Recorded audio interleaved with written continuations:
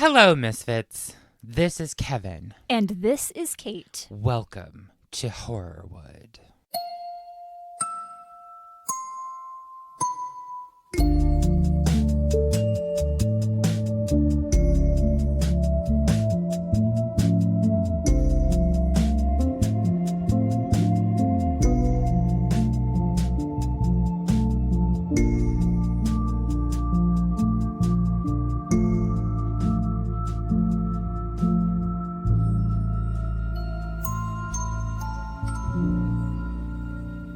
Before we start, are you watching or keeping up with the Rust case? Rust. The movie, like the Alec Baldwin. Oh, the gun that went off on set. I have not kept up. I have been like catching all the little clips that I can from Court TV on YouTube and stuff. Because I do want to cover it at some point, but like probably after all. After like, it's all said and yes, done. Yeah, like I hear a you. ways down the road. But oh boy, like they showed, there's this one video that shows a compilation of the body cam footage. And it's not of the scene. Right. But it's of Alec Baldwin and Hannah Gutierrez-Reed, who is the armorer. And it's just interesting because no one really knew how serious it was at first. So there's like a lot of joking around. Not a lot, I should say. Sure. But it's just interesting. And the lawyer for Hannah can't stand him. Yikes. But anyway, so yeah, are you all watching? I have a feeling maybe some of you are keeping up with it. So I'm interested to hear your thoughts on that. I didn't realize it was in trial right now. Hannah's is. Yeah, I think Alex is later. Okay. So are they suing or like what's happening? Well, I mean, yes, there are lawsuits about, but Lawsuits, she is on trial, I believe, for involuntary manslaughter. Shit, well, yeah. But the only thing, like, even if she gets convicted, which, we'll see, but I think the max sentence I read was like 18 months. Okay. So I don't know. There's a whole lot to it, and I can't really speak to it because I haven't dug into it far enough, but it's just kind of fascinating to watch and horrific as well. So there's that. On a different note, are you doing anything for the Oscars this weekend? No, I have to work. Oh, poop. Until 8:39. Oh. So I probably will miss a good chunk of it. I usually get to see the last third when I get home from work. Yeah. So I'll watch that. I'll probably also, if I can stream it on my phone, maybe watch it while I'm out. I probably shouldn't say that in public. I'm not going to do that because I'm going to be working hard. Working hard, as always. 5 to 9, not 9 to 5. Oh. Wow, that was beautiful. Thank you, Kate. The reason I ask is because it's an Oscars-themed episode this week. Oscars. And I did not think that there was a lot about this person.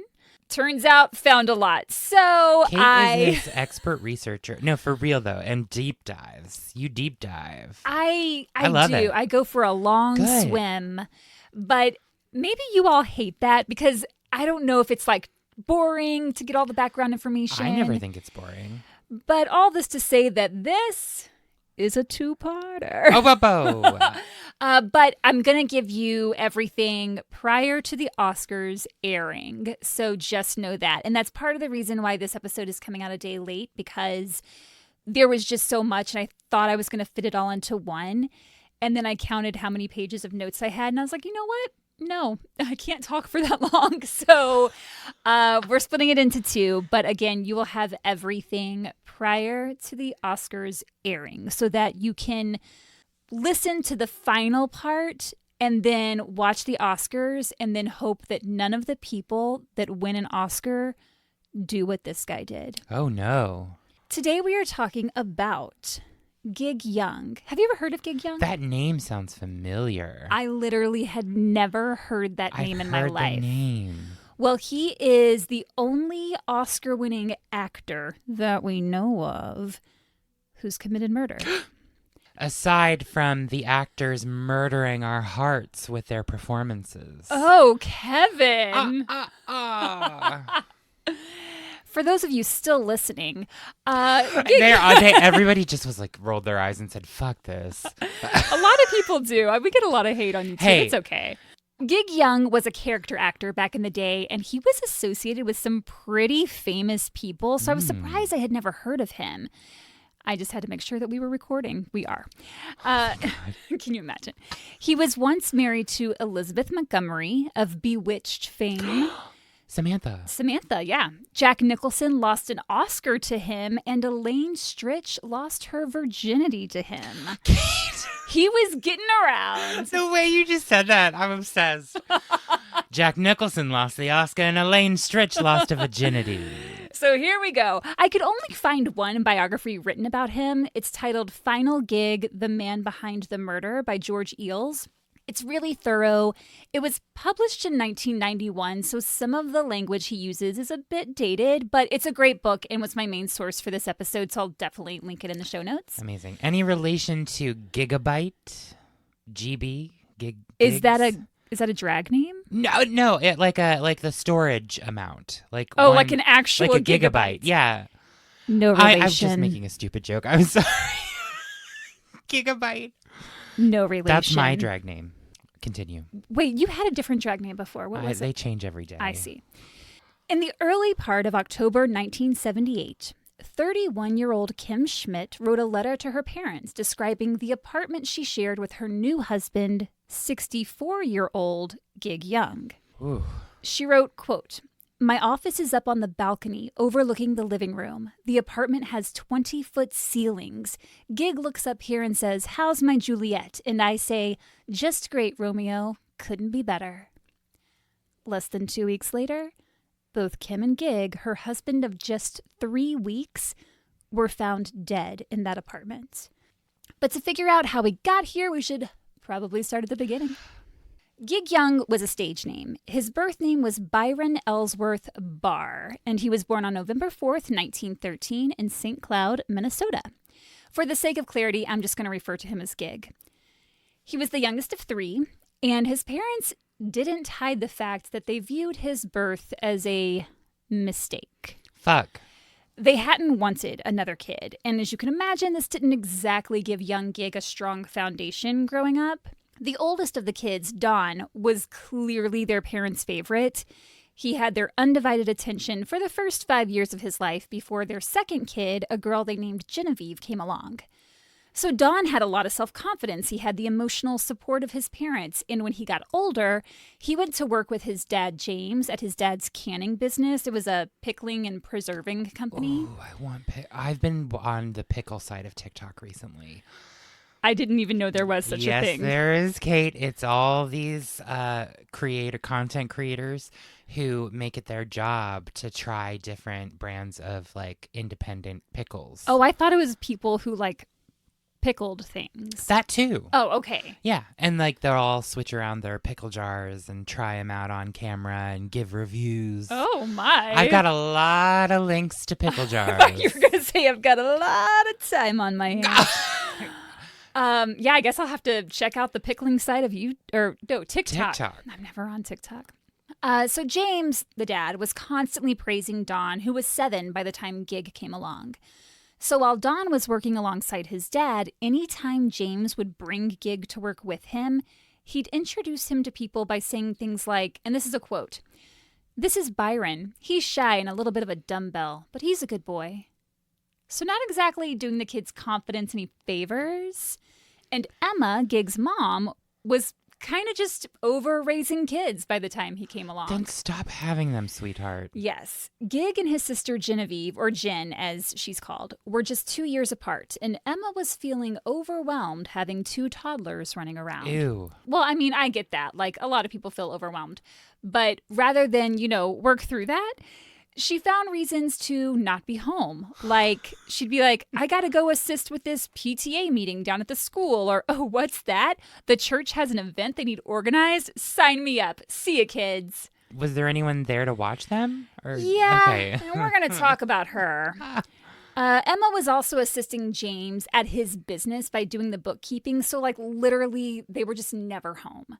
When she was around, She was often holed up in her bedroom, saying that she was exhausted and not feeling well. So, like, even when she was there, she wasn't there. Gig, being the youngest and receiving the least amount of attention and love from his parents, was an extremely insecure and timid, anxious child, which sadly would stay with him his entire life. Damn. The mommy issues are in full force with this one, and we're going to see it play out many times over. And I do just want to say there is brief mention of child sexual abuse in this episode, so listen with caution. Since their parents weren't around to look after them, Gig and Jen were looked after by a woman they referred to as Aunt Jessie. Their older brother Don was already working at the canning factory at this point, so he wasn't around. It was just the two little ones. Jessie was the adopted daughter of Emma's stepmother. But she didn't really get along with her adoptive parents, so Emma and James were like, why don't you come live with us? You can watch our younger two kids because we're never home and we don't want to. So And we just don't want to. I mean, that was their truth. So Jessie moved in. She was in her late teens at that point and was good at winning kids over. I think Jen and Gig probably looked at her as like the cool older sister kind of, because she was, younger and was always like, playing with them and making sure that they were well taken care of. And for Gig, she was basically like the mother figure that he was wanting in his life. Yeah. But Aunt Jessie over there had some issues. Oh, shit. And really had no business taking care of children. God. How come? Well, it started out seemingly innocent. Gig confided in her about problems he was having at school with some of the other kids, and she doted on him, always complimenting him. You're such a handsome boy. Oh, you're so smart. Things he'd never been told by his own parents. And he began to feel a special bond with her. But then things started to change. On weekends, she gave him his bath, and she would use this time to sexually abuse him. He was still really young at this point and didn't understand what was happening exactly, but he knew it was his little game, quote unquote, with Aunt Jessie that he had to keep a secret. This is my mind is going different places. This is horrible. But have you ever seen or read The Perks of Being a Wallflower? I've seen it, but I don't really remember it. It was so long ago. Yeah. It just reminded me of that movie. Is that what happens in that movie? Yeah. Oh, okay. It turns out that the aunt had been molesting the main character as a child, and she died in a car accident, and he felt like it was his fault for some reason. It reminded me of that story because I watched it recently, but okay. Yeah, highly recommend that, everyone. In so long. Slowly, Aunt Jessie began turning on Gig, making sure to point out that Don was actually her favorite, not him. And she would lavish all this praise on Don and then make fun of Gig, calling him needy and sensitive. This is making me sick. It is sickening. Was she sexually abusing any of the other kids? No, not to my Just knowledge. Gig? Yeah. Which had to have a deep impact on him psychologically because he worshipped her. And she turns that around and uses it against him. I hit the wall. Oh. I was just like, I was like, Kate just looked over and stroked the wallpaper. The abuse from Jesse and the neglect by his parents started to take its toll, not just on Gig's mental health, but his physical health as well. He suffered from what his biography describes as minor convulsions, and one morning he woke up and just couldn't move his neck.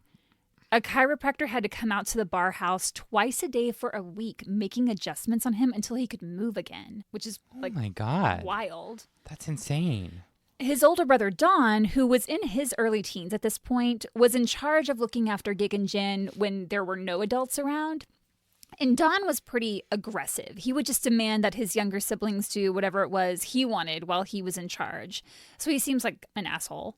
Gig developed an attitude of trying to please, trying to be the good boy, trying to win approval. But unfortunately, people saw that as weakness, and particularly with the adults in his life, they saw him as a victim. Oh, Kate, this is touching on my own psychological issues. Oh, no. It's okay. Oh, no. I'm working through them. You're doing... So, but when Kevin says he's working through them, he's literally sitting in the chair, like, doing this dance and kind of, like, bopping, like, physically trying to get I'm dancing through the pain. Yeah, he's getting his feelings out. Oh, shake it out, shake it out. No. I get it though. Like I relate to this. Like experiencing abuse, not sexual in my case, but like physical abuse, and then having, wanting to make people like you and love you, and it's so painful to like experience that when you're not getting anything back. Anyway, and then I when feel it's for used him. against you, and when it's used against you, and it's like, you're just doing what you can to receive some kind of love and affection. Right. And because you haven't experienced what unconditional, true parental love is, you don't know that the abuse you're getting is abuse. Yeah, exactly. Unfortunately, it's a pattern that's going to continue in his life. Oh, I feel so bad for him. It's a really sad story all around. Like, there are parts where when he's an adult where you're mad, but like when he's a kid, you're just like, oh, dude, like you didn't have much of a chance. Gig's second grade teacher was a real bitch, and it seemed like she singled him out as the weak kid that she could make an example out of. So she used to beat him with a garden hose in front of other kids. Kevin is speechless. I can't, you guys. This is a rough one. This is just disgusting, and why the older generations are so fucked up. I don't even know. Because, I mean, back then, we're going to get into some therapy talk. I think it comes up in part 2 that we'll get into more of that. But it's like people just didn't know what was happening. Like, and how to treat it. Well, yeah, and no one was thinking, no one was like actively considering mental health as like a foregoing thing that you should consider. They were like, oh, it's totally fine to beat kids with hoses or rulers because that's how we discipline them. Like, that was the mindset. Yikes. It's abuse. The only person Gig told about the beatings was his sister Jen, who really was the only one in his family he was close to, and he made her promise not to tell their parents because he was afraid they would punish him even further. Like, he felt like he was doing something wrong. Oh, this poor kid. I know. The abuse just made him even more diffident, and it seemed like a cycle he couldn't get out of. At home, he was abused by his caretaker, picked on by his brother, ignored by his parents, and then he gets to school, which you would hope could at least provide a little reprieve, but instead his teacher is abusing him. So people just saw him as an easy target. My aunt did that to me as well. I remember. Like, that bitch. She didn't beat me, but she would be really mean. It's a psychological abuse. It's a mental abuse. It's mental abuse. Emotional abuse. Like, making me eat stuff I didn't want to, and like one time, well, I don't want to tell this on the pod. We'll talk about it later. Okay. Then one day, another student's mom visited the classroom, and the teacher pulled out a ruler to point to something at the board. But when she took the ruler out, this mom noticed that Gig immediately held out his hands like he was expecting the teacher to strike him with the ruler. So the mom calls Emma and told her what happened and said, you know what this means, right? It means she has struck him so many times that he just assumes when she pulls out the ruler, that's what's about to happen. Yeah. Emma thankfully did not ignore the situation. Thank God. And she pulled Gig out of that school and enrolled him elsewhere, but he had to repeat the second grade. The next summer, when Gig was 8, he was staying with some family friends at their lake house, probably as a way to get away from his own family for a while because his parents weren't with him. And honestly, they were probably happy to have one less kid in the house. The property included a nice big farm with plenty of room for Gig to play and fish, but he was still pretty reserved, like kind of quiet. So someone at the house, I'm not sure if it was another kid or one of the adults, but someone gave him a glass of home-brewed alcohol to help him loosen up at 8 years old. He got totally drunk. He loved it. And they called his parents to tell them what had happened. And of course, that led to them lecturing Gig. Not the people who provided the alcohol, but Gig. That's messed up. Yeah. I was in, I think it was high school, like 9th grade or something. And I went to do you remember Relays for Life? That sounds familiar. It was like walking for breast cancer. Okay. Something like that. Really. Yeah. And so it was like an all night thing. Like it took place in the park in the tiny town that I lived in. Okay. And so it was like an all-night thing. You'd walk around the track, do laps, take turns, just walk until the morning. And, there were a lot of people that hanging out there. It was down by the river. Yeah. And I had a can of Pepsi that I was drinking, and I started to feel like really weird. I didn't know someone had spiked it, like the older kids. Oh. They had spiked it with wild turkey. Oh. And I didn't know, like I'd never tasted alcohol before. And so it made me really weird and like kind of sporadic and crazy. And people got worried and they were like, "What's wrong with you?"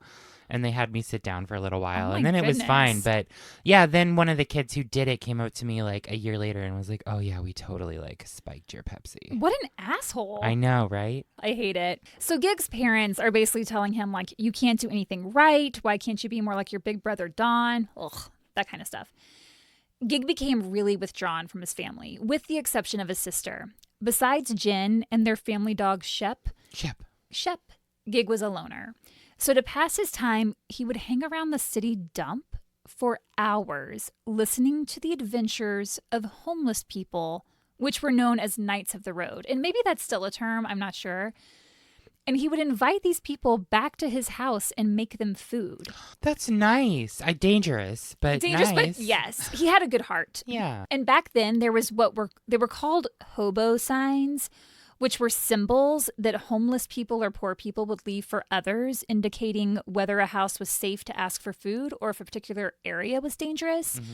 So like a circle with nothing in it meant there was nothing to be gained at that particular location. But a circle with a diagonal line through it meant it was a good road to follow. So there's a whole chart online of these symbols. It's really fascinating. Gig's home was marked with a symbol indicating it was a good place for a handout.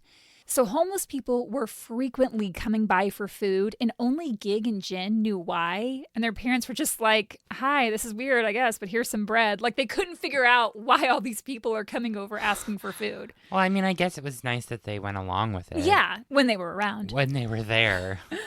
By the time Gig was finishing up elementary school, his dad was already pressuring him to spend his free time working at the factory, like his perfect, can-do-no-wrong older brother was doing. And Gig did work there for a short time, but he didn't put much effort into the job because he had other ideas about He had other ideas about what to do with those pickles. He had other ideas about what he wanted to do in life. He'd secretly been reading his sister's movie magazines and fantasizing that he was the leading man, the go-to guy, the hero. But he didn't tell anyone his dream, not even Jen, because he was afraid his family wouldn't approve or they'd make fun of him. But when he was 12, he got a job as an usher at a movie theater in his hometown. And this was the escape he'd been looking for. He got to spend hours watching movies and imagining it was himself on the screen. And he loved it. And I'm also like 12 is really young, but maybe back then that was kind of standard. This is the time when we had like little kids doing everything. I mean, because this is the 1920s, so so I guess that was okay. Child labor at the no laws. Once Gig entered high school, things started to turn around for him. Oh, good. Finally. Yes. Fuck. Mentally, he was more mature. Physically, he was gaining muscle and had turned into a good-looking guy. He was a hottie. And, like, everyone in town talked about it. Lucky. And the fact that he was Don Barr's little brother actually worked in his favor because Don had been really popular and athletic. So Gig was sort of automatically accepted by association. Oh. Plus, his dad's business was now wildly successful. And the Barr family had some serious money. Suddenly, Gig is wearing nice, fancy new clothes. He's driving the family car around. He's getting an allowance. So even if he was feeling shy on the inside, he was able to mask it on the outside. Then, much to his delight, his brother got a job in Russia. And Gig was like, bye! So a burden was lifted. He didn't feel like he was in Don's shadow anymore. And he was relieved. I don't know what I was going to say there. He was ecstatic. He was, really. Fuck off to Russia, Don. That's basically how he felt. What was Don doing in Russia? Do we know? It had something to do with canning and like... Something along those lines. I don't remember the details of it, but like something Yuck. in there. The Russians needed to figure out how to make better pickles. Maybe that was it. That's what happened. It was at this point in Gig's life that he became increasingly interested in the opposite sex. He would later describe himself as having intense sexual urges at a young age. Gig was very flirtatious and girls liked him, but his mom didn't like the idea of him dating. Who gives a shit? She hasn't been around. Exactly. He had his eye on a girl at his school, so he worked up the courage to ask her out, and she said yes. And he was really proud of himself that he'd like been able to, stand up for himself and have the confidence to ask her. But at the last minute, the girl canceled. And so he was like, what did I do wrong? He was so upset. Finally, his mom admitted to him that she had called the girl's mother and made her cancel. And when he asked her why, she said, well, she's not a very nice girl. Oh. I don't even think Emma had met this girl. She just didn't want Gig dating anybody. Yeah. I remember writing in 8th grade, I had decided I needed to try to find a girlfriend to be normal, which I eventually did, but Beth. Wasn't her name we Beth? talked about yeah, this. I was gonna say, I think it was Beth. Yes, but there were 2 others that I asked out and I wrote letters to. You know how, remember the letter writing? Oh, yeah, of Circle, course. yes or no. Yes. And it was never, I wrote these long letters, not about how I thought they were pretty or anything. It was always you're just such a kind and generous person. Aww. And I know we don't know each other very well, but I would love if maybe we could spend some more time together. And they were always so nice. They came up to me and they're like, thank you for this. This was really sweet, but no. And I was I was like, hey, fair enough. And you were like, phew. It's oh God, I'm glad I don't have to deal with that. Dodge that What bullet. are these urges? It's not natural. Yes, it is. Oh. I'm sorry. We can talk about it after. Kate, you're drudge. My whole childhood is coming back right before my eyes. Oh, no. So, okay, back to Gig. Yes, take it away. Go ahead. It wasn't just the females that were attracted to Gig. He also caught the eye of several males around town. Gig wasn't attracted to males, but he noted how his parents wouldn't let him date girls, but didn't bat an eye when older males started paying attention to him. One was a teacher of Gig's who would stop by the Barr family home just to visit Gig or invite him on walks. And they were like, this isn't unusual, not at all. A teacher singling out a student and wanting to spend time with him outside of class, no big deal. Weird. At 16, Gig lost his virginity to a 28-year-old woman. Yuck. Wait, how old was he? 16. Oh. Illegal. Wrong. Child abuse. Mommy issues. By the early 1930s, the Barr family was beginning to feel the effects of the Great Depression. They went from being one of the most prosperous families in town to losing the business. Gig's father, James, found a job in Washington, D.C., so he relocated and sent money back home whenever he could. Jen earned her teaching certificate and accepted a job in Motley, Minnesota, which was about 65 miles from St. Cloud. So she's out of the house, and Dawn was still in Russia. So that just left Gig and his mom. And by this point, Emma was deeply depressed, and her physical health was deteriorating. So Gig would do whatever he could to make things easier for her, but I think it was also to try and win her approval. It's just that constant, how can I make you love me kind of behavior. Ew. In order to afford living expenses, Emma rented out rooms in their house, and Gig had to give up his bedroom and sleep on the porch. The porch was enclosed and it had storm windows, so he wasn't exposed to the elements, but it still got really cold in the winter, so he'd have to heat up jars of water and place them between his blankets to try and stay warm. Yeah. Gig no longer had the money to pay for gasoline, so he couldn't take the family car out. His allowance had stopped, so there wasn't much he could do in the way of socializing, and his family were no longer big shots in town, which is a real confidence killer for him. So Gig escaped to the movies. It didn't matter if he didn't have money for a ticket because he had stayed friends with the manager from his ushering days. Yeah, he did. He dreamed of one day playing the romantic lead, and he was starting to pursue that direction. He was cast as Laurie in his school's production of Little Women, and he was doing really well in school. He was in his junior year and was on the student council and the debate team, and he had fallen in love. Her name was Kay, and the two met through Jen. You're like, he met Kay, and she was 36. No, she was actually his age. Okay, that's finally nice. I never got the attention of older people when I was a teenager, and that's for the best. I don't need to feel bad about that, right? Right. Okay. No, you're doing well. Don't spit out your coffee. That's awful. So Gig and Kay spent as much time together as possible, despite not living close to each other. He would hitchhike 40 miles just to spend a Saturday with her. Different times. I would not hitchhike 1 mile. I would get murdered. That's male privilege. That's wild to me. Hitchhike 40 miles one way? 40 miles one way. Back. Yeah.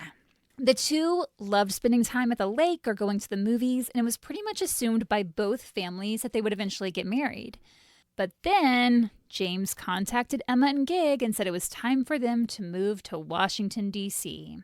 So just as Gig has somewhat rebounded from the effects of the Great Depression, and he's like got this lead role in Little Women, and he's doing so well in school, and he has a girlfriend, he has to give it all up. I mean, at this point, just let him stay. With who? Well, I don't know. On a porch with jars of hot water. The apartment his dad was renting was pretty far from his new high school, so he was actually able to convince his parents to let him move into a row house closer to his school. His landlady was named Mrs. Keynes, and she instantly became a mother figure for Gig. Oh, God. I'm glad you said that because I was like, and then what did she do? Right. No, she did not abuse him. Okay, good. But she did fulfill this emptiness that he was feeling. That's nice. Yeah. Yeah, it was. They developed a pretty close friendship. And she actually is the first person that he told that he wanted to be an actor. And she was encouraging? Oh, very encouraging. Good. He would tell her about his track meets at school, and she would shower him with praise, saying she wasn't at all surprised that he was such an athlete. She'd boost his ego, telling him he was far more attractive than any of the actors in the fan magazines. And when he told her that he wanted to be an actor, she was like, yeah, I know you can do it. Like, for sure. We all need a Miss Kane. A Mrs. Keynes. Then up pops his dad again, saying he's taken a new job in North Carolina and the family would be moving once again. Gig wasn't having it. He was 18 or 19 at this point, and he did not want to return to small town life. He liked the energy of Washington, D.C. He liked that city vibe, and he'd gotten a job at a drugstore, so he was able to pay his own way. He put his foot down and said he wasn't going, and it's really the first time he ever stood up to his family like that. Good for him. And Mrs. Keynes said he could continue living with her, and his family agreed. Good. Yes. Middle-aged Mrs. Keynes and the teenage Gig were an unlikely pair, but very close friends. At the time, walkathons were a big thing in Washington, which were a combo of variety entertainment and dance competitions. What?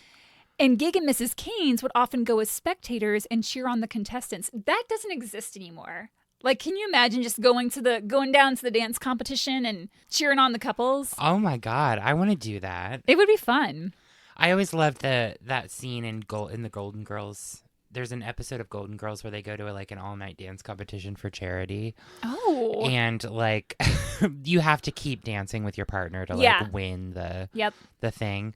Wait, then Rose does it, right? Yeah, Rose does it. I was going to say, it's all coming back to me. And she's like, you better watch out. And then obviously a stunt double does it and does all these flips and stuff. I do remember this.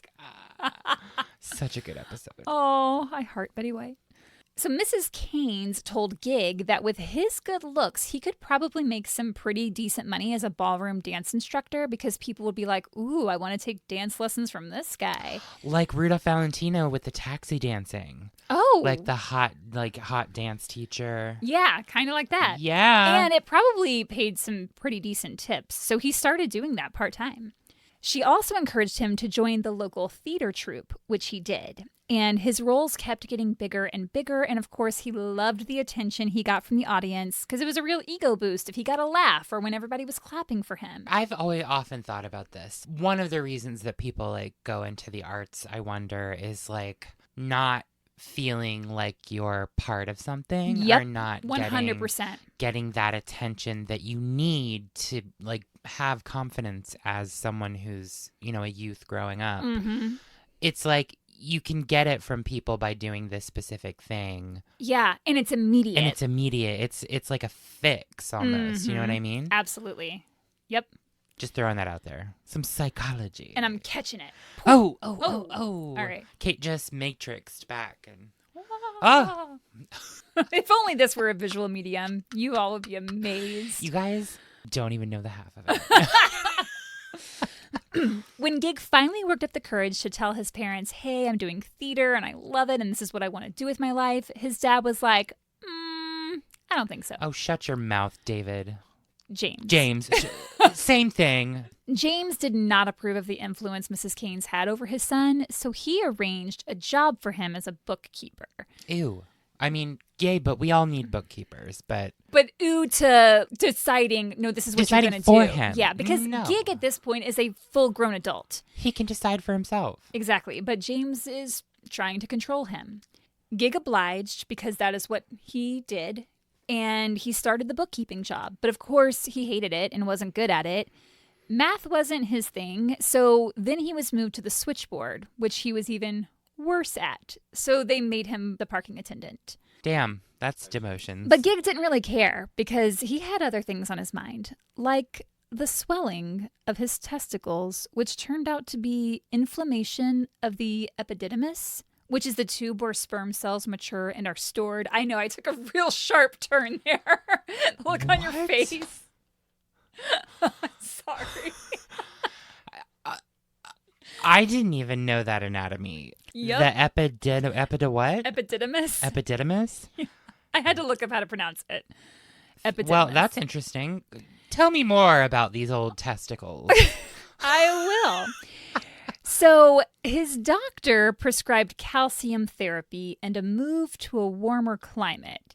Calcium therapy isn't going to do jack shit. You need antibiotics to treat it. So when his condition didn't improve, he had a vasectomy. So it's an infection? Like he had an infection? It's like an inflammation of this of that tube. Real important tube, yeah.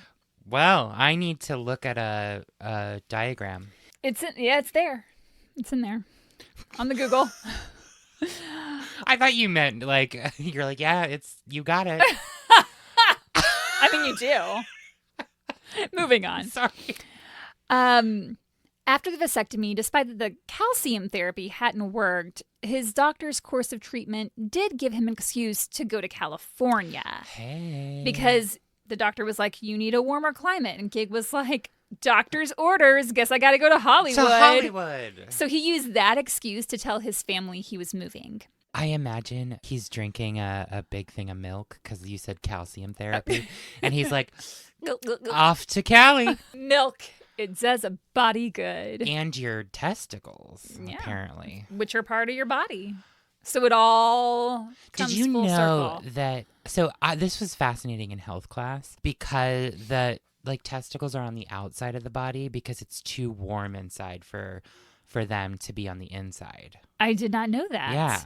This has been Science 101 with Kevin and Kate. Prior to leaving for the West Coast, Gig followed some advice Mrs. Keynes had given him and got braces to close a small gap between his two front teeth. And with that small cosmetic procedure behind him, he headed to Hollywood, hitchhiking the entire way. He hitchhiked from Washington, D.C. to Hollywood. That's too far. That's crazy. Once he got to California, he was determined to make it on his own because he didn't want to have to call his parents and ask for money because they would just think he was a failure. He was like, I've got to do this myself. So he took whatever odd job he could. He pumped gas at a gas station. He mowed lawns, cleaned houses, worked as an auto mechanic and a waiter. And he limited himself to just one meal a day to save money. He's probably pretty skinny, too. Ooh.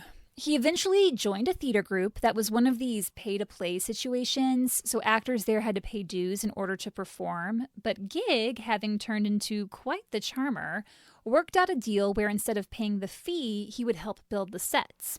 Then one day, a fellow actor in this group told Gig that the prestigious Pasadena Playhouse did open readings of plays every Sunday, and they were always looking for actors to come in and audition to read various parts. And Pasadena Playhouse, I mean, it's still a big deal. Oh, really? Oh, yeah. It's a very prestigious place. Lots of celebrities perform there. It's a big deal. I didn't know that. And if they got cast in anything, they would get to work with some of the big names that would perform there, and they wouldn't have to pay any fees for the experience. It sounded like a much sweeter deal than the small theater group he was with, so Gig jumped at the chance. He auditioned 3 times before getting cast in anything, but once he did, he immersed himself in everything the theater had to offer. Gilmore Brown, the founder of the Pasadena Playhouse, which this boggled my mind when I read it because I was like, oh my gosh, like this was back in the day, like he was studying under the founder of the Pasadena Playhouse. He took him under his wing, and Gig wasn't going to mess around. He devoted his time to rehearsing and studying his roles. And it was during one of these productions that he met a girl named Sheila Stapler. Gig liked her immediately. She was funny. She was really great with comedy. And he was like, hey, you want to maybe go grab a coffee? And she was like, sure. So that kind of became their thing. After rehearsals, they'd go and get coffee together, and they really hit it off. I like to think that her comedy routine was her walking out on stage with a stapler, and she would just go, I'm Sheila Stapler. I'm sorry. Don't be. I loved every second of that thought you had. Thanks. Gig was getting more and more recognition for his looks. And he was attractive for sure. He definitely had that classic Hollywood leading man look. He was kind of like a George Clooney of the day. Ah, smooth skin. Just real charming. He had like kind of a crooked smile and like he really not like that. Kevin just tried to do an example. Is that not what a crooked is? Crooked smile like you know what? I'll show you a picture. It's not what you're doing. Stop doing that. Oh God. Many described Sheila as being a quote-unquote plain Jane. And this comes up a lot with some of the women he dates. People are like, what could he possibly see in her? That's mean. Rude. But Nancy Andrews, an actress who was at the Pasadena Playhouse at the same time as Gig, and she did a lot of stage and film work in her day, she said that it wasn't unusual for ambitious, good-looking guys to pick these plain Janes as partners because they want to be the hot one and the one getting all the attention. And I was like, that actually makes a lot of sense in his case. I've never thought of it like that. Yeah. Be wary of the hot people, y'all. Do. For sure. Be very wary. And this makes a lot of sense when it comes to Gig because he craved attention and his looks were definitely helping him in that area because deep down Gig was incredibly insecure. It started in childhood and it never goes away for him. Sheila loved Gig and was 100% devoted to him. She doted on him and she was very motherly, which is something Gig sought out in his relationships with females. She was very nurturing and did everything she could to encourage him in his career. And in August of 1940, the two went to Vegas and got married. Hitched. They didn't have much money. Sophie was working as a car hop to help with bills, which I just love that. I was a car hop. We've talked about this. Have we? At Sonic? I roller skated. That's right. Yeah. I forgot what car hop meant. Yeah. So she was a car hop, and Gig was taking every acting job he could get. Mm-hmm. His sole focus was on his career. Meanwhile, Sophie is taking care of the house, cooking the meals, and she was the one maintaining correspondence with his family because I don't think he wanted to communicate with them until he had a big success to share. I see. I think he was feeling insecure, and even as an adult, was always trying to win their approval. It was after appearing in a play at a small theater that a talent scout from Warner Brothers approached him and said, I think you got the goods, kid. And he invited Gig to come and do a screen test. I think you got the goods, kid. How do they say it in that, like, mid-Atlantic? The old mid-Atlantic Hollywood. You got the goods, kid. That's it. That's it. He had a cigarette. You know he had, like, 3 cigarettes. At the same time. Sophie Rosenstein, I'm not sure, was directing the screen test. She was a big deal at the studio because she was this top-notch drama coach and talent scout, and she rehearsed the scene with him and showed him how to hit his marks because he didn't know anything about acting on camera. The only film he'd done was a very low-budget one that apparently was so bad he denied he was even in it. He's like, I don't know what you're talking about. That's not me. Not me. It wasn't me.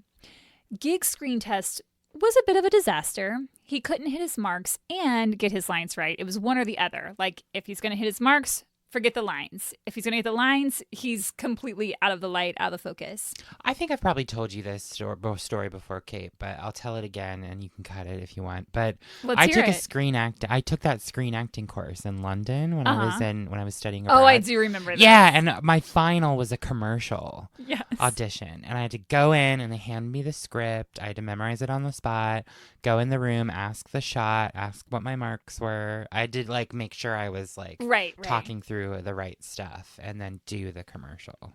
And how'd it go for you? It went okay. Oh, I thought you told me it was horrible. I mean, I forgot to ask a couple questions, but overall I got an A- in the class. Oh, that's pretty good. Look at you. It was the thing that I fucked up was being an extra.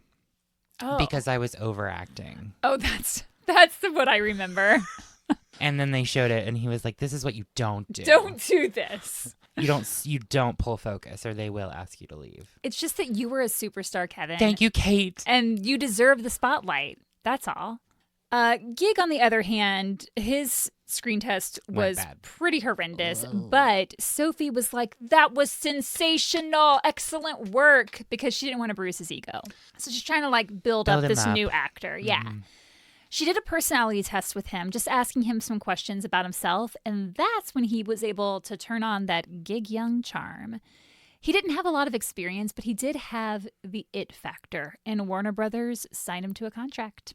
Part of the job was to attend the social events held by the studio, networking, meeting other actors and executives, putting yourself out there. What are you laughing? I'm so sorry. Different timelines, but I just imagine like Jane Mansfield bursting into all of those parties. She's on my mind. She's been on my mind. Sure. Understandable. We covered her for a very long time. You guys go to Patreon. No, I'm serious. And listen to the Jane Mansfield series. It's great. Well, I mean, they can't. Unless they're... No, that's what I'm saying. Go to Patreon and sign up. So Gig was determined to make it in Hollywood, and he insisted that he and Sophie go to every single party. He was like, "This is part of the job. I have to see and be seen." But Sophie wasn't into that whole thing. She was a homebody, but she loved Gig and wanted to do everything she could to support him, so she attended every party with him at first. But she was shy. Gig was too, but he could overcome it for a party. He knew how to turn on the charm. But Sophie was always uncomfortable at these events. Here she is, a plain Jane, quote unquote, and she's surrounded by all these glamorous looking people. And even though she and Gig had met doing theater together, she had no ambitions of being an actor or pursuing anything in the entertainment industry. Sure. So it just wasn't her vibe. And eventually, Gig stopped inviting her to the parties, which wasn't a great sign. Meanwhile, Gig accepted every role Warner Brothers offered, no matter how small. And this is back in the days of like the contract players. So you could be the lead one day and the next day they could be like, "Okay, you're going to, walk in the background of that scene and say hello to that waiter." Like, you didn't really have a whole lot of choice. Because you're under contract, they could just put you wherever they wanted. Exactly. But Gig felt that by devoting all his time and attention to the studio, it would lead to bigger and better things. He would volunteer to assist with other actors' screen tests. He would drive executives to their meetings if need be. Anything to please. Again, we're seeing his need for approval here. He was cast in a film called The Gay Sisters, which starred Barbara Stanwyck. It's not what you're thinking, Kevin. No, I know, but we can all laugh at the title. The Gay Sisters. And Barbara knew this film could be a big break for Gig, so she gave him some acting tips, which clearly worked because when Warner executives saw the raw footage, they were impressed with him.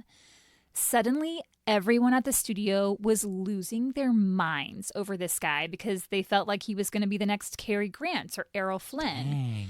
So to drum up press for him, the studio enlisted a publicity agent who suggested he change his name to the name of the character he plays in the movie, which was Gig Young.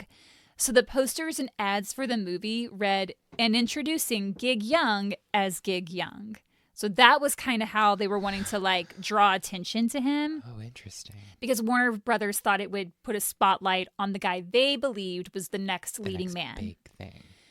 His next film, Old Acquaintance, starred none other than Bette Davis and her eyes. BD. Gig really hit it off with his co-star. Really hit it off with his co-star. Despite the fact that both were married, they began having an affair.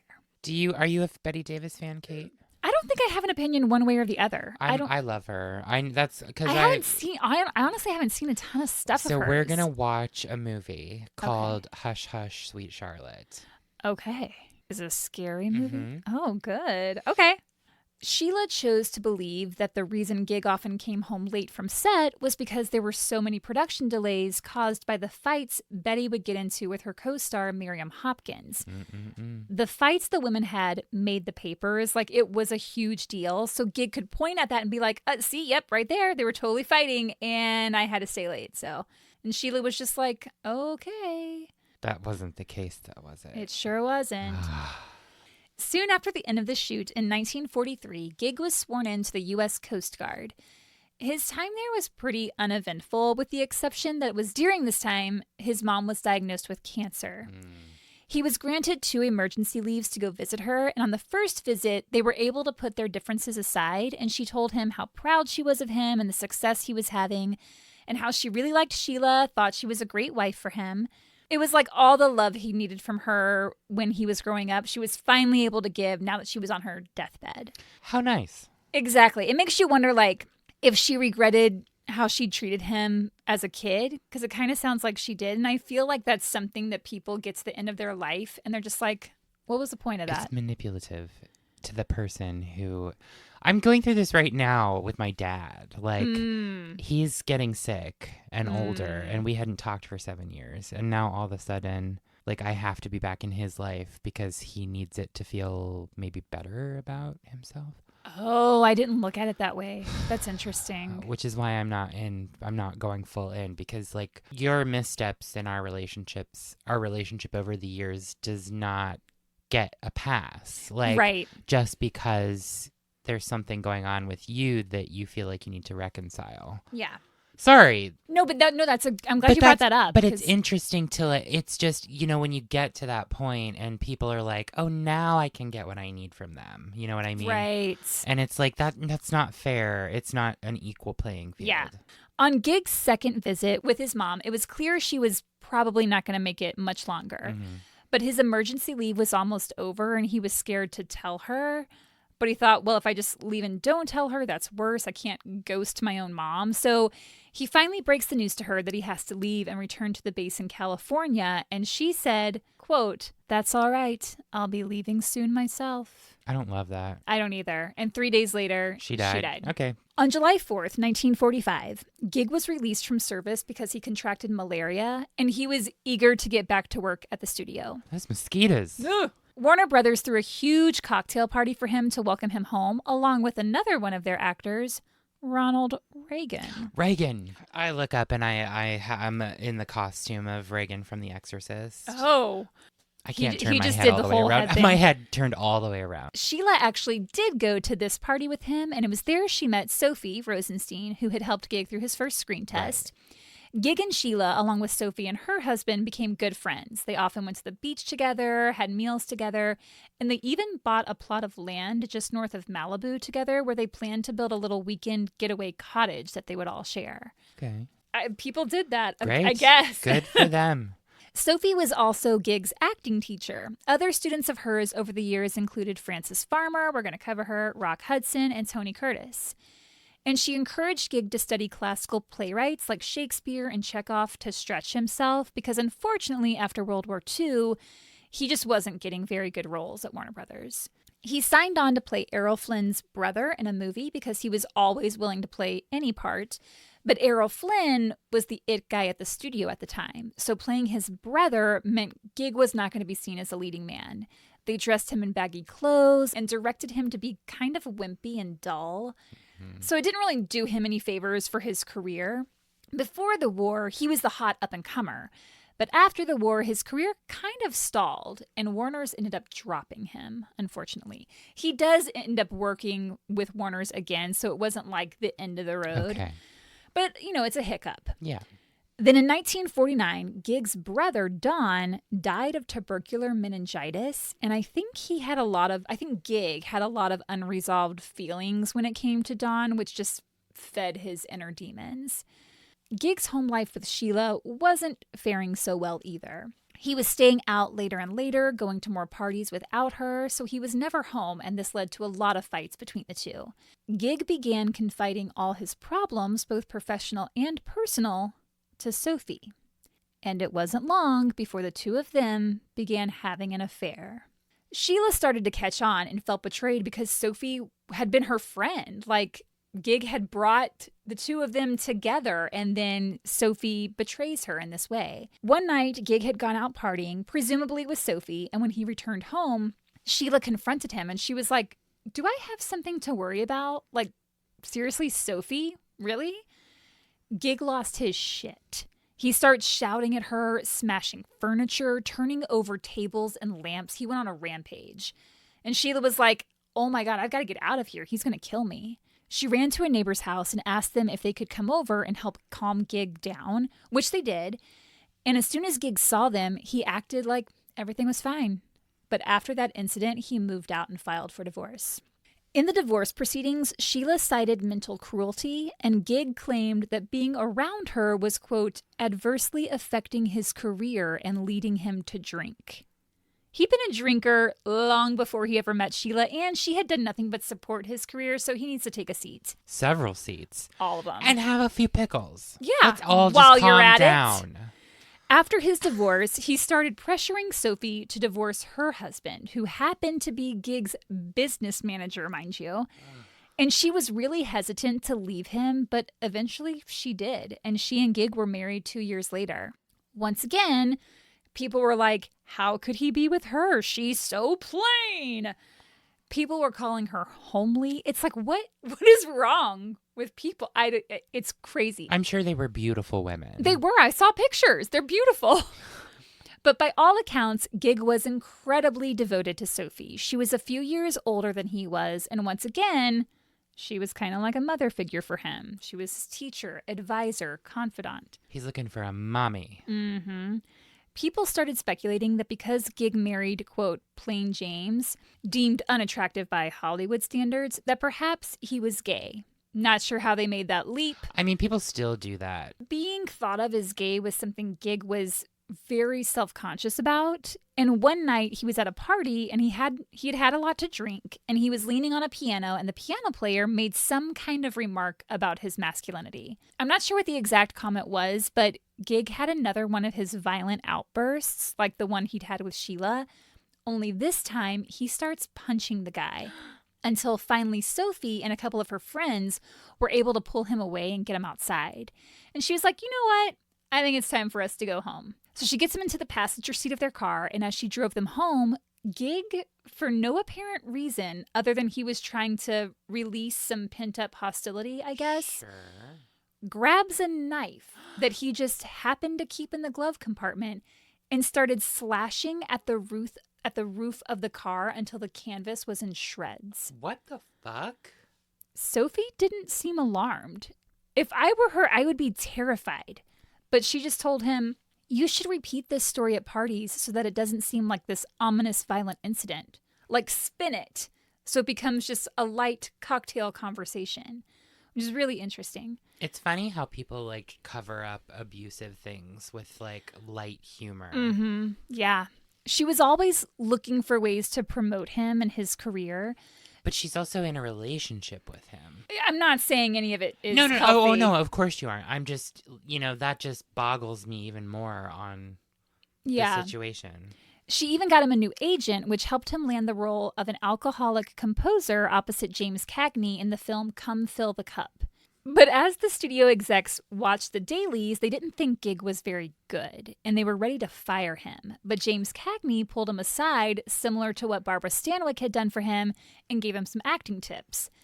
Gig received his first Oscar nomination for his role. He lost to Carl Malden for A Streetcar Named Desire, but it definitely made Hollywood take notice. Unfortunately, shortly after they married, Sophie was diagnosed with cervical cancer. No. And the doctor told Gig it didn't look good. Damn. Gig didn't want to upset Sophie. This is crazy to me. So he made the doctor promise not to tell her she had cancer. And the doctor was like, okay. I mean, why wouldn't she want to know? What? How is that helpful? I mean, the only thing I can think is that was at a time when I guess they told the husband because he was the man, and like whatever the man said went. Like that's the only thing I could think, because why would a doctor agree to that? You know? So she just thought she had something wrong with her stomach. Although as time went on, I think she probably did realize what was happening, but both she and Gig were trying to spare each other, it sounds like. Sophie's health declined over the next year. She had to quit working, and then she became mostly bedridden, and then she went into the hospital where she did pass away. Gig went into a deep depression when Sophie died, because not only had he lost his wife, but also his cheerleader, his advisor, all these roles that she was playing for him. So he began drinking a lot more. He had insomnia, he was lonely, but he wasn't exactly ready to get back into the dating world. And when people would ask him things like, oh, so you're seeing anyone? Like, he just did not know how to handle that. So he drowned himself in his work. He started the film Torch Song, starring Joan Crawford, and he and Joan got along really well. After rehearsals, they'd hang out in her dressing room and have a drink, and she just thought he was great. She always called him darling and found him delightful. Darling. Then one weekend, Gig was out with some friends in Palm Springs, and Joan Crawford also happened to be there, so she invited him out to dinner. And he basically spent the entire time talking about Sophie and how amazing she was and how much he missed her. And Joan was acting all sympathetic and caring, and then she asked Gig to come home with her. And he was appalled. He had just spent the entire evening talking about his dead wife, so he declined. After that, Joan completely ignored him on set. And when Torch Song was released, most of Gig's scenes had been cut, which he believed was Joan's doing, but there's nothing to verify that. Wow. He could have had slept with both the stars of whatever happened to Baby Jane. I have seen that movie. It's wild. Yeah. Gig wanted to get away from Hollywood for a while. He was just like, I need a change of scenery. So he moved to New York and decided to focus on theater. But Gig was horrible at memorizing lines, which just added to his anxiety. So it would take him a long time to get his performance to where it needed to be. Usually, though, once he did, he got good reviews. It was during a play performance in New York that he met Sherry Britton, who was a famous burlesque performer. She'd gone backstage to visit another actor in the show, which is when she met Gig. And she and Gig began dating, but both had a fear of intimacy, so nothing physical happened between them for a while. And when they did start having sex, Gig was unable to orgasm, which is something that he would have trouble with throughout his life. Neither of them seemed bothered by it, and Gig ended up proposing to her, but she freaked out, again, her fear of intimacy, and she hooked up with another guy, and then she and that guy called Gig up basically to laugh at him. She regretted it years later. She said it was like the cruelest thing she had ever done, but once again, it's Gig feeling betrayed by a woman in his life. Gig's next great love was Elaine Stritch. The two met at a party Elaine was throwing, and Gig had accompanied a friend. The party went until about 4 a.m. Elaine said, because I'm from the Midwest and can't stand waking up to a lot of dirty dishes, I was rinsing glasses. When I looked up from the sink, Gig Young was still there, so he helped with the dishes. Gig was smitten with Elaine, but she had a crush on someone else. Only that guy wasn't into her because she was a virgin and was saving herself for marriage. Meanwhile, Gig is sending her flowers, constantly trying to get her to go out with him, and he didn't care that she was a virgin. He just genuinely liked her. Mm-hmm. Eventually, she began falling in love with him. He was really sincere and kind, and it was the first time he'd really felt happy since Sophie had passed. Gig made it clear he intended to marry her, but Elaine said she absolutely would not marry outside the Catholic Church. Oh, okay. She was a devout Catholic, as was her whole family. She was brought up in a convent. Her uncle was a cardinal, so religion was really important to her. I didn't know that. I didn't either. Gig and Sophie were wed in a civil ceremony, so the Catholic Church shrugged their shoulders and said, meh, that's fine. But since Gig's first marriage had ended in divorce, the only way Elaine and Gig could marry is if they could prove that either Gig or Sheila had not been baptized. because then the church would see it as a non-sacramental union, and Elaine could apply for what's called a special privilege solution. Shut up. Yeah, it's so much, where the church would consider Gig's first marriage dissolved. I know nothing about the Catholic religion. Henry VIII bullshit. I don't know if it's still the case today, but it's wild to me that the church had that much power over who could and could not get married. Gig said to Elaine, I'm going to make this happen. I want to meet your parents. I will check with the Methodist church my family attended when I was a kid and make sure I wasn't baptized. I'll convert to the Catholic faith. I'm all in. So hearing that, of course, Elaine was like, this is the most romantic man I've ever met in my life. And so she too was all in. Prior to that, she never really considered marriage, but she found herself madly in love. Wow. That summer, Elaine was doing a show in St. Louis, so Gig went there to meet her, and her parents traveled from Michigan to see her in the show as well. Gig took Elaine and her parents out to dinner and made his intentions clear. He told them, I'm taking your daughter to St. Cloud to meet my sister. While we're there, I'll check on my baptism status, and then we're going to move to Hollywood because I've got a film job lined up. Before the couple left, Elaine's dad was just like, make sure this is what you really want because marriage is for life.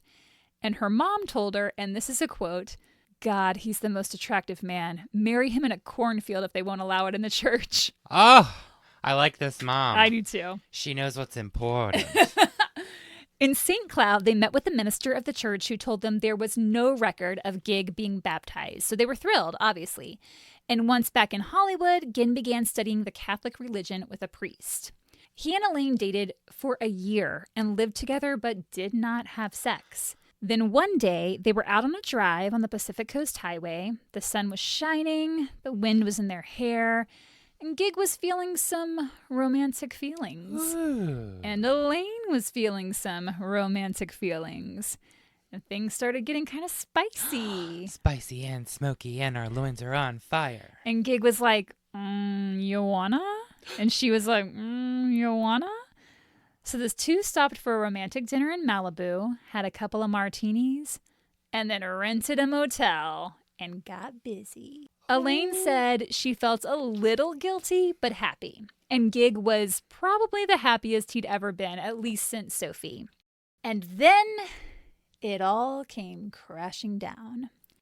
A secretary from the church in St. Cloud called up the priest Gig had been studying with and said that Gig had actually been baptized, and she sent him the baptism certificate to prove it.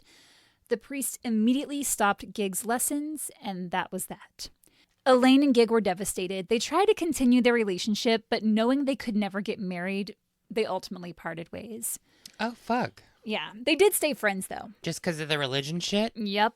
Oh, God. Literally. Career... I just got that. Oh, yeah. Career-wise, Gig didn't want to jump right back into theater because there just wasn't any money in it. So he took every role Hollywood offered him, including a hosting gig for the TV series Warner Brothers Presents, where Gig would interview the biggest star on the lot for that week. He hated the job because it wasn't an acting role, but it came with a big salary, and probably the most notable interview he did for the series was one with James Dean. You can watch it on YouTube. It's pretty eerie because the whole interview, Dean is talking about the importance of driving carefully. And then shortly afterwards, that same year, was when he was killed in a car crash. So it's just like one of those spooky things. No, not yet. Ooh. The studio held a big celebratory party for the series, but Gig didn't know who to bring. So a Warner Brothers executive suggested actress Elizabeth Montgomery, who was making a movie at the studio at that time. This is before she became super famous for her role in Bewitched. Apparently, Elizabeth had had a crush on Gig for a while, just from seeing him on screen, and used to tell her friends she was going to marry him one day. Gig had some... What are you doing with I'm your sorry. mouth? You know the Bewitched, like... Oh, yeah, the nose. I was just trying to do that. You just look like something was wrong with your mouth. My crooked smile. A bag of tricks over here. Wow. Kevin's in his own closet today. And not the one that I had to grow up in rural West Virginia. Exactly. Gig had some reservations about dating her because she was a lot younger than he was, almost 20 years. And he was already feeling insecure about getting older, so he was afraid about how the relationship might be perceived. And it didn't help that a lot of Elizabeth's friends felt that her dad, Robert Montgomery, and Gig were really similar, both in appearance and behavior. Ooh, that is weird. But Elizabeth, she was a zesty one, and she was determined to get whatever she wanted. She was really assertive and sociable, which was the opposite of Gig, and he found her a little intimidating, but was also fascinated by her. And she was able to bring him out of his shell a little bit and help loosen him up. Nice. As Megan Thee Stallion would say, real hot girl shit. There's one story that stuck in my mind when I was reading about her, and it really speaks to her personality. I think she had an interesting sense of humor, let's just say. So Liz had invited Gig and a friend of theirs named Bob to her family's house in New York. And the three of them were having a good time. They're having some drinks. But after a while, Gig was like, this is great, but what are we going to do for dinner? And she was like, oh, well, there isn't really anything here. So the two men started talking about which restaurant they could all go to. And Elizabeth said, we don't need to go out. You two have another drink. I'll go fix us something. So she goes back to the kitchen and she's in there for a while. And finally, she comes out with hamburgers for everyone. But not yet. No. So the two guys start eating their burgers. And after Gig took a bite, he said, I don't think much of these. And Bob was like, this is disgusting. Turns out she had made the burgers with dog food. Why even go to that trouble? Why not just go out? But I think that was her sense of humor. Like, she thought that was funny. I don't think that's funny at all, Elizabeth. It's odd. That's a crazy thing to do. I take back my Megan Thee Stallion comment. Yeah, she's not exactly... She's not real hot girl shit. Not really. After Elizabeth and Gig began dating and things were heating up, she started pressing for marriage. Her dad could not stand Gig. His relationship with his daughter was a rocky one already, and Gig was almost as old as he was, and he just didn't like the guy. But she was determined. The only thing was, she really wanted kids. And Gig had had that vasectomy. I forgot about the vasectomy. When he told her, she just brushed it off and said, okay, that's fine. We'll have dogs. We'll get a bunch of dogs. She wasn't going to let anything stand in her way. She wanted to marry Gig. In December of 1956, they went to Vegas and got married. She was 24. She'd already been married once. And Gig said he was 38, but actually he was 43. Things were good at first. They were back and forth between LA and New York and had a close group of friends, all with ties to the entertainment industry, all very affluent. Among them were Dominic Don and his wife Lenny. We talked about him when we covered his daughter's murder a while back. And this group would go out dancing, listen to jazz music. So just think of the 1950s, the big city, celebrity, money. They were having the time of their lives. Kevin's nodding. He's Sorry, I'm just imagining it. Like, that is like a fabulous time. You know what I mean? During this time, Gig also got into playing croquet and was really good. He was actually initiated into the U.S. Croquet Hall of Fame. Well, and fuck. Now we've all learned that there is a U.S. Croquet Hall of Fame. Is it still going? No idea. Have you ever played croquet? Yeah, we used to have a croquet set. We used to too. It was like a thing. We used to do it sometimes. My parents, I was more into bocce ball. Okay. I love bocce ball. I only played that once at a friend's house. Oh, I want to get a bocce set. Okay, let's do it. Do it, Kate. Let's go. We have to go to Target now, but we'll come right back and we're going to play bocce inside the closet. Gig was also nominated for his second Oscar, again for Best Supporting, for his role in Teacher's Pet starring Clark Gable, but he lost out to Burl Ives.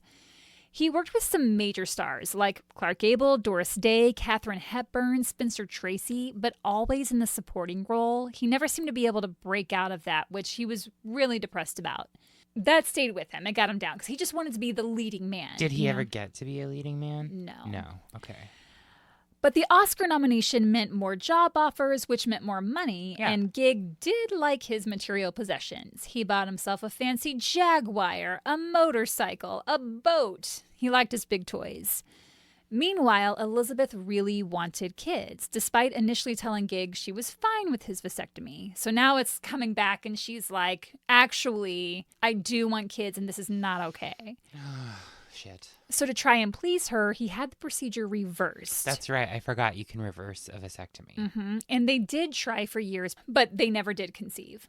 So they got a couple of dogs, and then one Easter, Gig went out on a bike ride that morning and came back with a tiny little lamb in the basket on his bike, which he presented to Elizabeth. Like, sorry about the kids, here's a lamb, I guess. And then as a joke, she went into the kitchen and made it into hamburgers. Don't even say. No, that did not happen. The lamb was real cute at first, but that sucker grew and sprouted horns and turned into a full-fledged buck that destroyed their house. And their relationship. No, I'm kidding.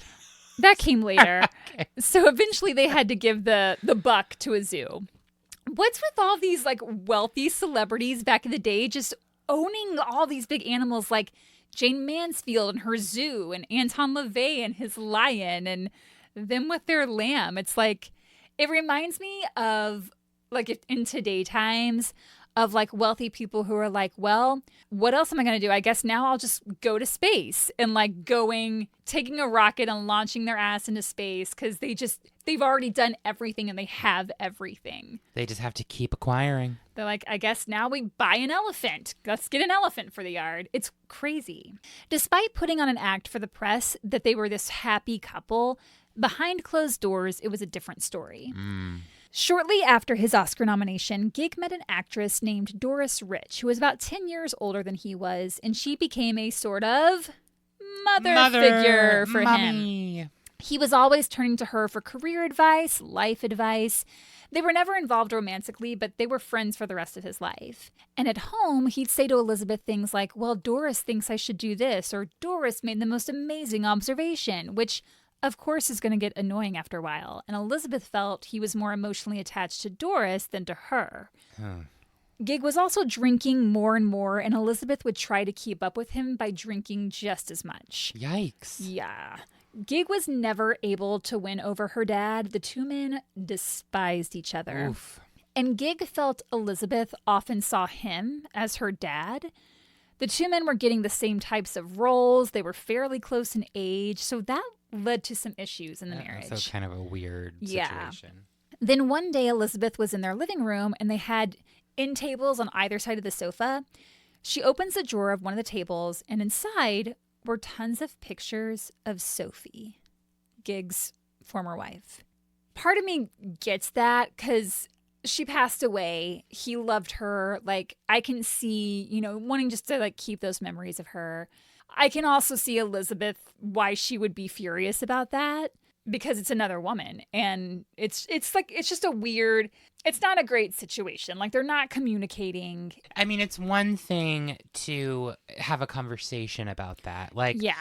I think people forget that we all lead sort of multifaceted lives with different relationships that end in different ways. Mm-hmm. And like, you shouldn't have to give up your memories of someone to make new memories with someone else. Right. So if they would have talked about that, maybe. I also think their age difference played into it because she had never experienced losing someone a like loved that. one Right. like that. So she probably wanted all the attention on her, whereas he's older and is like, nah. It's just not a great That's match. Tough. Yeah. They fought a lot, and oftentimes those fights would lead to Gig throwing Elizabeth out of the house, and she'd have to go stay at a friend's. And Gig began turning to other women, most notably Sophia Loren, who he met in Paris while working on a movie. And he was ready to leave Elizabeth Montgomery for her. Wow. But Sophia was also married, and when filming wrapped, Sophia wouldn't even take Gig's calls. For her, it was just an affair while working, and she was done after that. Another woman Gig was often seen around town with was Elaine Whitman, and word often got back to Elizabeth that Gig was with Elaine, which understandably would make her furious. Elizabeth began her own affair with a man named William Asher, who was directing a movie she was in. Gig couldn't stand the idea of her cheating on him, even though he cheated on her, so he tried to catch her in the act by telling her he was going out of town for the weekend, and then he came back in the middle of the night thinking he was going to find her in bed with Asher, but she was alone. Not great. No, none of it's great. Not at all. So they're each playing games with each other, throwing accusations around. One day their front door was accidentally left open, and one of their dogs got out and was unfortunately hit by a car and killed. So Gig lashed out at Elizabeth, blaming her. In another fight, Elizabeth stormed out and then Gig did the same, and neither returned for more than 24 hours. They didn't even think about their other dog, Mr. Boo, who was home alone during that whole time. So when neither had returned after a day, a friend went to check on the dog, and it had destroyed the place. A lamp had been overturned and shattered. The upholstery on the furniture was shredded and stuffing was everywhere. And poor Mr. Boo was just trembling in a corner. That was the end of their marriage. And Elizabeth did go on to marry William Asher. And the two of them created Bewitched. But they both cheated on each other and eventually divorced. Gig was humiliated that his third marriage had ended. It fed into his insecurities. It was another example of the woman in his life leaving him. And he was alone again, which for a guy who was now 50 years old was pretty daunting. And that is where we're going to end part 1. Damn. In part 2, we'll get into his next 2 marriages. We've got 2 more to go. Oh, God. And we're going to start to see some pretty disturbing behavior. Okay. And he starts to associate with the wrong people. The wrong crowd. And then he will meet his final wife. You can let us know your thoughts. Again, you're going to get part 2 in just a few days. I might release it on Sunday morning before the Oscars or before that. I don't know. We'll see. We'll see how we're feeling. But I hope you enjoyed this one, and I hope you stay tuned for part 2 because it's pretty fascinating, but also horrible.